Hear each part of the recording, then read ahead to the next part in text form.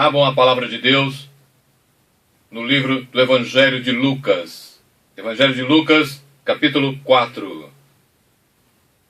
Quando Jesus, no início do seu ministério, retornou a Nazaré, cidade onde fora criado, e entrando na sinagoga, foi-lhe dado o livro do profeta Isaías. E aqui ele vai ler o livro do profeta Isaías, no capítulo 61, do versículo 1 ao 3. Quando ele, propositadamente, não fala sobre o dia da vingança do Senhor, porque a vingança do Senhor sobre todo aquele que é ímpio, sobre todo aquele que vive no pecado, vem agora, quando da sua segunda volta à terra. Lucas, capítulo 4, a partir do versículo 17. E foi-lhe dado o livro do profeta Isaías. E quando abriu o livro, achou o lugar em que estava escrito: O Espírito do Senhor é sobre mim, pois que me ungiu para evangelizar os pobres, enviou-me a curar os quebrantados do coração, a apregoar liberdade aos cativos, a dar vista aos cegos, a pôr em liberdade os oprimidos, a anunciar o ano aceitável do Senhor.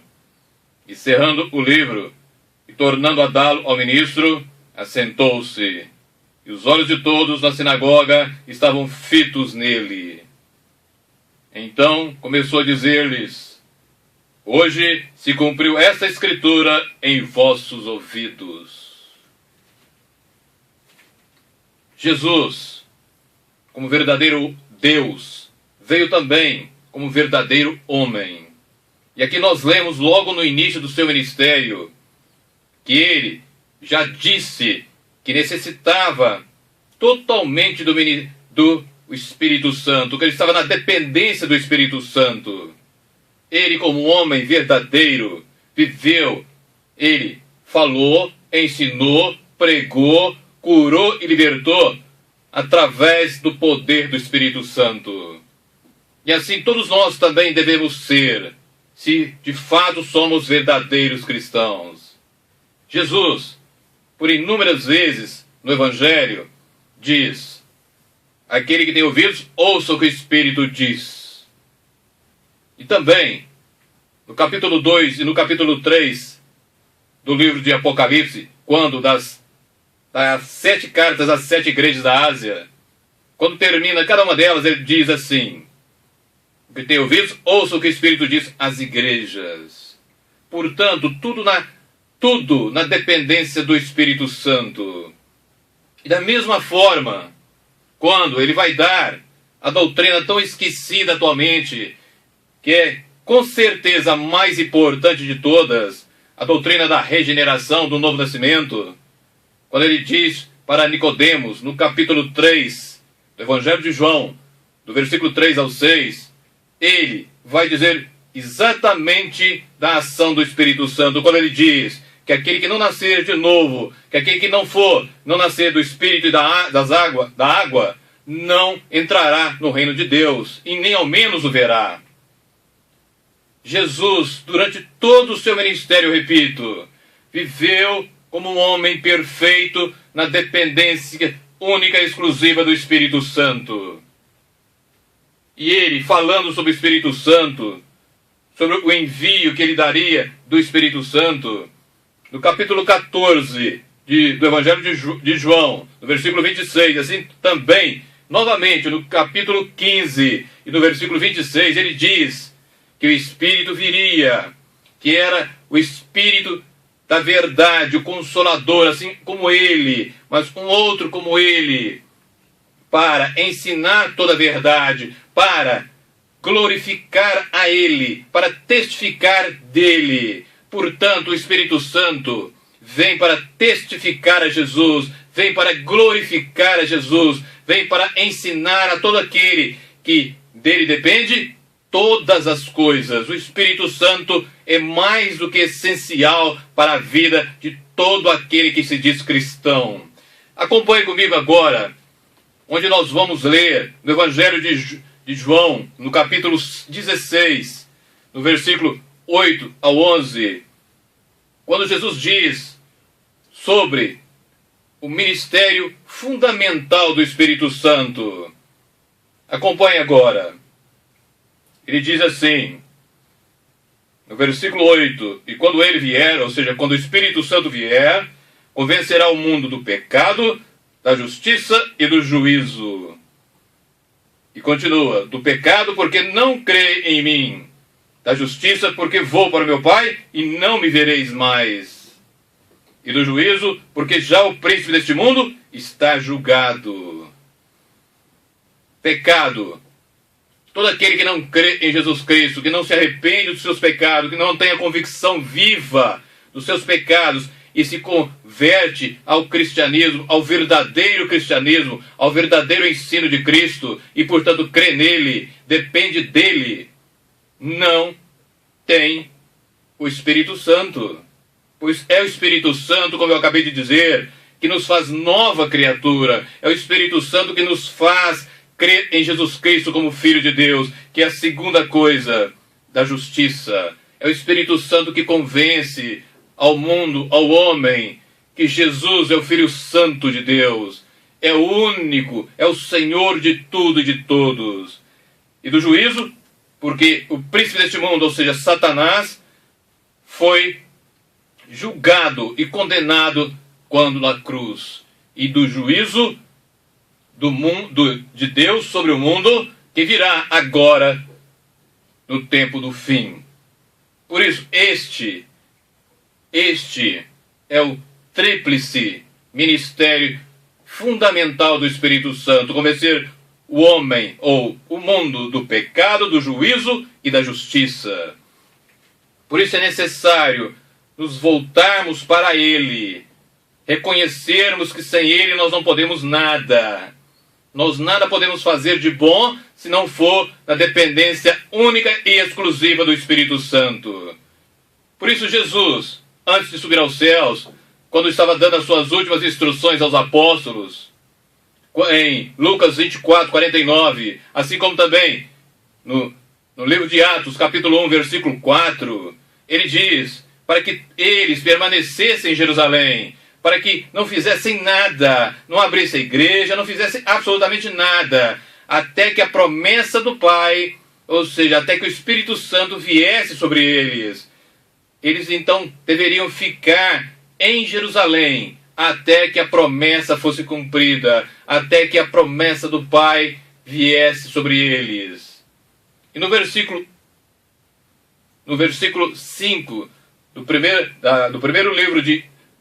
capítulo do livro de Atos, ele diz também aos apóstolos o seguinte: porque João batizou com água, mas vós sereis batizados com o Espírito Santo. E já Zacarias, o profeta Zacarias, no Antigo Testamento, no capítulo 4, versículo 6, diz o seguinte: veja bem a importância do Espírito Santo na vida de qualquer um de nós. Não por força, não por violência, mas pelo meu Espírito, diz o Senhor dos Exércitos. Ou seja, não no poder do homem, não na sabedoria do homem, não nos métodos humanos, não na capacidade do homem, mas tão somente pelo Espírito do Senhor. Para fazer alguma coisa é tão somente através do Espírito Santo. Senão passará de algo morno, algo que não tem vida, algo que não tem o respaldo da palavra, algo que não trará de fato aquilo que Ele quer trazer. Ou seja, nós não podemos fazer nada para o reino de Deus a não ser através do Espírito Santo. E Atos capítulo 1, versículo 8, Jesus diz, antes de subir aos céus também: e recebereis poder, quando descer sobre vós o Espírito Santo, e servireis minhas testemunhas em Jerusalém, em toda a Judeia, Samaria, até os confins da terra. Aqui no original grego é poder, virtude, é poder real, poder concreto. Portanto, é o Espírito Santo que nos capacita a realizar qualquer coisa para Deus, para que de fato seja conforme Ele quer, da maneira que Ele quer, para a glória dEle tão somente.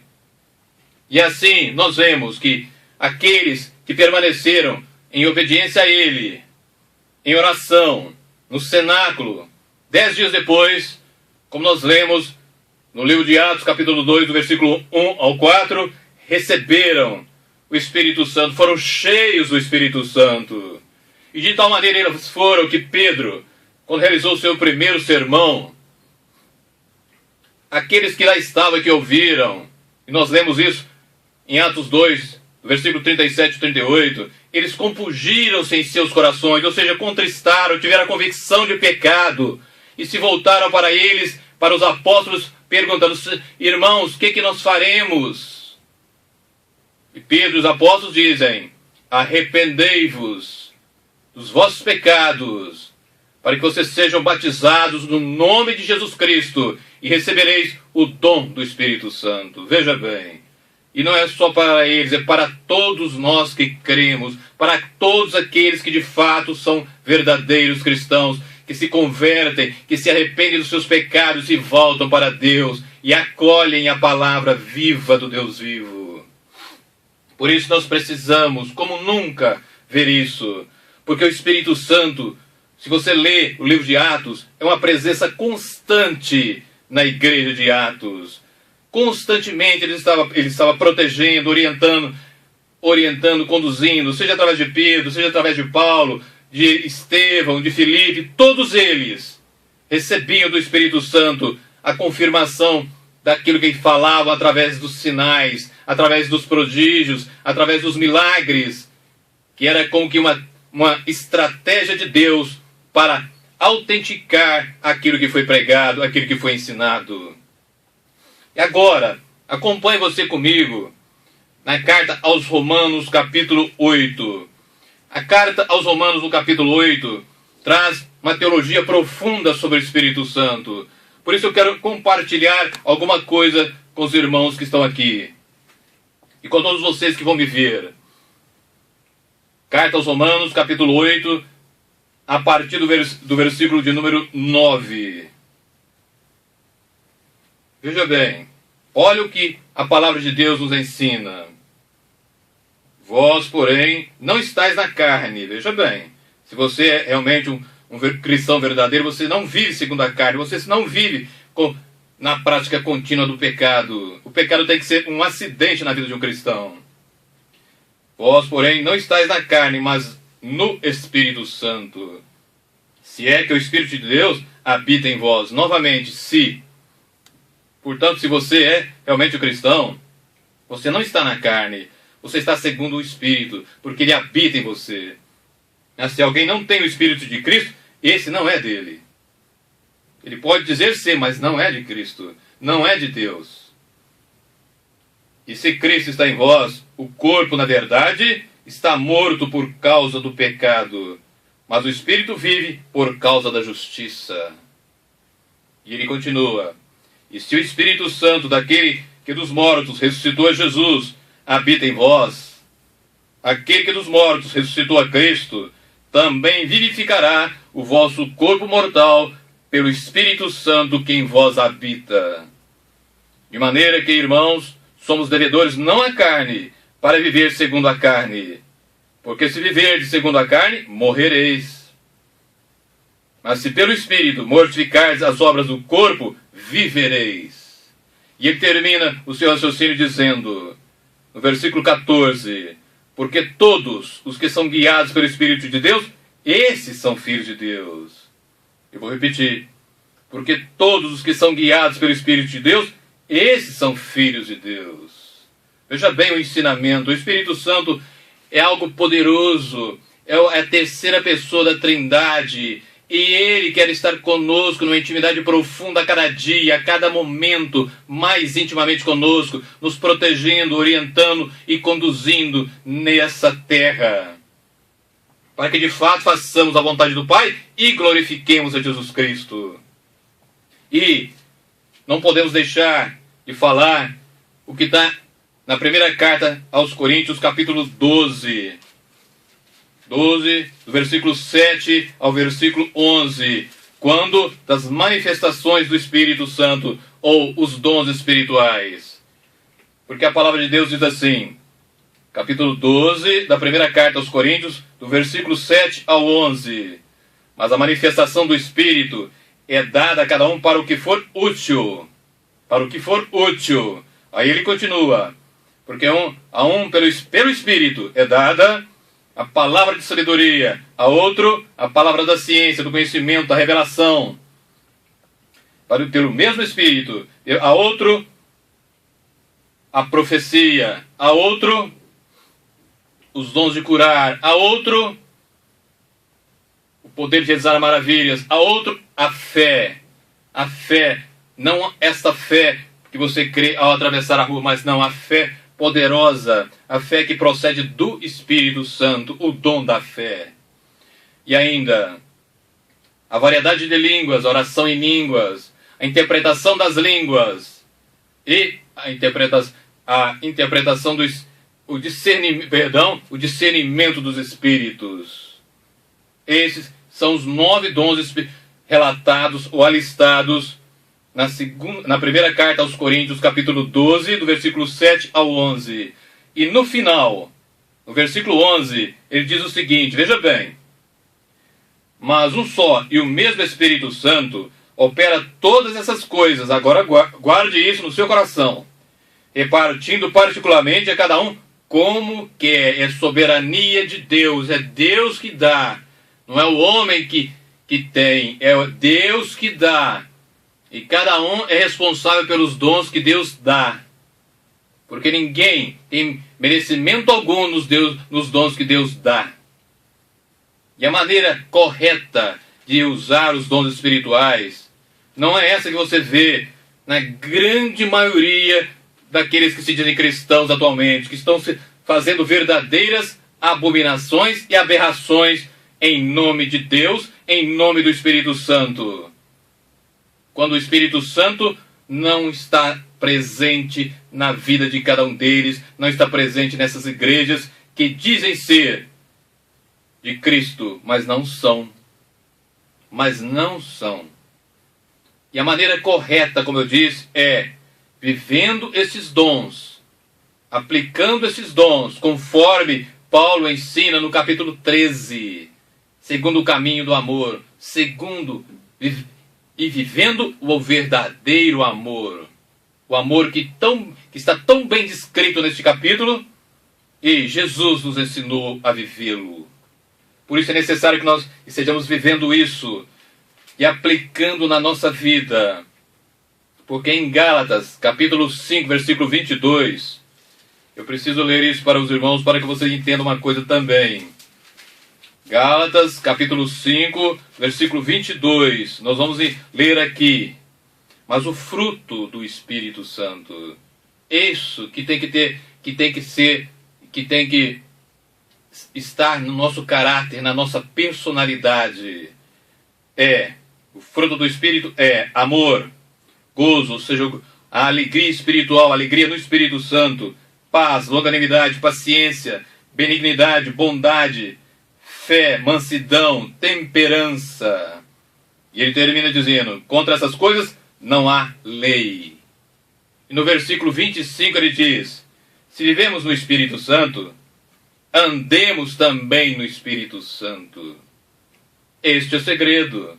Viver e andar segundo o que o Espírito Santo quer. Pois ele está pronto para nos orientar desde que nos cheguemos a ele com o coração sincero. Sabendo que nós dependemos dele para todas as coisas. E ainda, na carta aos Efésios, capítulo 5, versículo 18, nós temos um mandamento do Senhor. Um mandamento seríssimo para cada um de nós. Ele diz assim, não vos embriagueis com vinho em que há contenda, mas enchei-vos do Espírito Santo. E aqui no original, quando diz encher do Espírito Santo, está dizendo para que nós nos enchemos do Espírito Santo todos os dias, todos os momentos da vida. É o pedir constante do Espírito Santo, é depender do Espírito Santo para tudo e para todos, para todas as coisas, sabendo que Ele é Deus, e como Deus, Ele acolhe um coração sincero que vai até Ele. É encher todos os dias da nossa vida do Espírito Santo, porque Ele vai nos ensinar a verdade, Ele vai nos ensinar a glorificar a Jesus Cristo, Ele vai nos ensinar a fazer a vontade do Pai, e tão somente através de Jesus, através do Espírito Santo, nós teremos condições de realizar realmente algo de bom para o reino de Deus. Nós teremos condição, de fato, de viver todos os dias num crescimento constante, estando cada dia mais perto do Senhor e mais longe do pecado, e assim alcançar e viver aquilo que está em Hebreus 12:14, quando lá adverte dizendo: sem santificação ninguém verá o Senhor. Então nós estaremos num processo de santificação, estaremos cada vez mais parecidos com Jesus Cristo, como a primeira carta de João, capítulo 2, versículo 6 diz: aquele que está nele deve andar também como Ele andou, como Jesus Cristo. Seremos então verdadeiros cristãos, para a glória única e exclusiva do Pai, o Senhor de tudo e de todos, o eterno Deus, que em seu amor infinito enviou Jesus Cristo para cada um de nós, para que pagasse a Ele tudo aquilo que nós devíamos. E, portanto, nós teremos que viver numa profunda gratidão para com Deus. Profunda gratidão para com Deus. E em momento algum, vivendo na dependência das coisas deste mundo, mas tão somente do Espírito Santo, todos os dias da nossa vida.